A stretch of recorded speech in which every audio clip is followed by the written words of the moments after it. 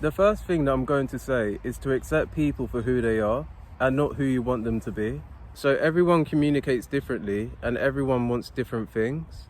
So that's why some people want to spend all the time with one person, but then another person, they just want space to be more independent. And none of those things are wrong, but you just need to know the person of who you're dealing with.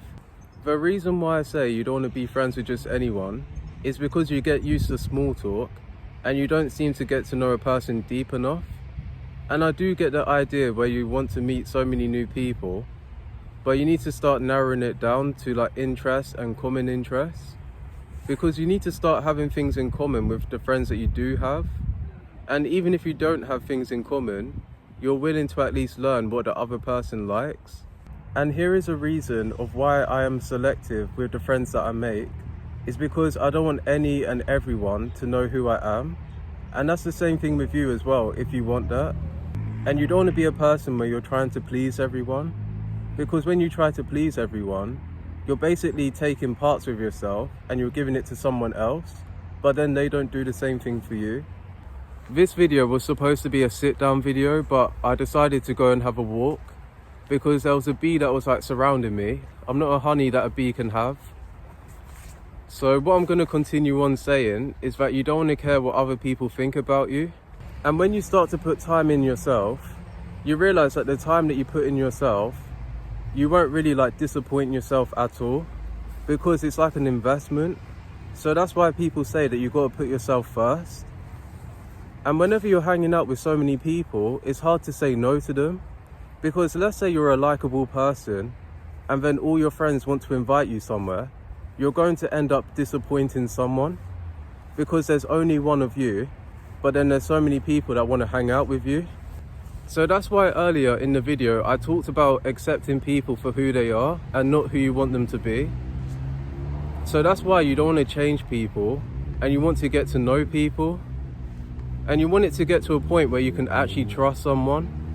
The reason why I am selective with the friends that I choose is because I don't want to be easily influenced by other people, because you want to have a friend that you can actually trust, and you don't want it to get to a point where there's so many people around you that people start to change who they are for someone else. And that's why you have to just be yourself. You want to be the best version of yourself, but you don't want to change who you are for someone else. So the three things that you have is time, energy, and money. And wherever you put your time, your energy, and your money is an investment. And if you put someone else before yourself, you realize that you never really put yourself first. You need to realize it's hard enough to disappoint one or two people, but to disappoint hundreds of people, you don't want people to betray you as well. And then when you disappoint hundreds of people, you realize that 100 people is not better than 2 people. I feel like it's about quality rather than quantity. And that's why when it comes to being very selective, it has its advantages, but then also it has its disadvantages. And the reason why it has disadvantages is because you may feel lonely at times. And I feel like as well, it depends on if you're okay with being alone. I never realized how good this view is. I'm going to say 2 more things about being very selective before I end the video. And the first thing that I'm going to say, if you realize that you end up attracting toxic people, you end up attracting people that are like wasting your time a lot, you have to realize that the problem is you, because you start to accept that behavior from other people, so that gives them an opportunity to mistreat you.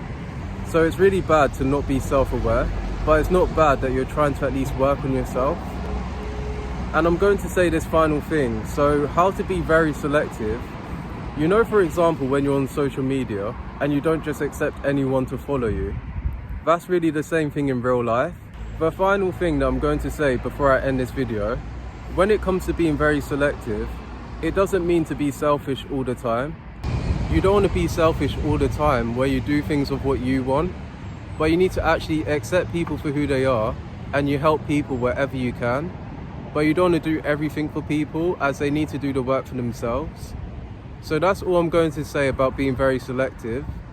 And thank you for all the support that I've had so far. It means a lot, and it just helps me to keep going.